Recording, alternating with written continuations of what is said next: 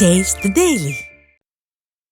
அதிமுக சார்பில் நலிந்த தொழிலாளர்களுக்கு 1,71,00,000 ரூபாய் குடும்ப நல நிதியுதவி வழங்கப்படும் என தலைமை கழகம் அறிவித்துள்ளது. இது தொடர்பாக வெளியிடப்பட்டுள்ள அறிவிப்பில் இதய தெய்வம் அம்மாவால் ஒவ்வொரு ஆண்டும் மே தினத்தையொட்டி கழக அண்ணா தொழிற்சங்க பேரவையின் நலிந்த தொழிலாளர்களுக்கு குடும்ப நல நிதியுதவி வழங்கும் திட்டம் தொடங்கப்பட்டதாக சுட்டிக்காட்டப்பட்டுள்ளது. அந்த வகையில் இந்த ஆண்டும் வரும் ஜூலை 4ஆம் தேதி காலை கழக தலைமை அலுவலகமான புரட்சித் தலைவர் எம்ஜிஆர் மாளிகையில் அதிமுக பொதுச் செயலாளர் புரட்சி தமிழர் எடப்பாடி கே பழனிசாமியால் நிதியுதவி வழங்கப்பட உள்ளது. கழக அமைப்பு ரீதியாக செயல்படும் மாவட்டங்கள் மற்றும் புதுச்சேரி, கர்நாடகா, ஆந்திரா, கேரளா மாநில போக்குவரத்து கழக அண்ணா தொழிற்சங்கங்களிலிருந்து தேர்ந்தெடுக்கப்பட்ட 171 நலிந்த தொழிலாளர்களுக்கு நிதியுதவி வழங்கப்பட உள்ளது. தலா 1 லட்சம் ரூபாய் வீதம் மொத்தம் 1,71,00,000 ரூபாய் குடும்ப நல நிதியுதவி வழங்கப்படும் என தலைமை கழகம் வெளியிட்ட அறிவிப்பில் கூறப்பட்டுள்ளது.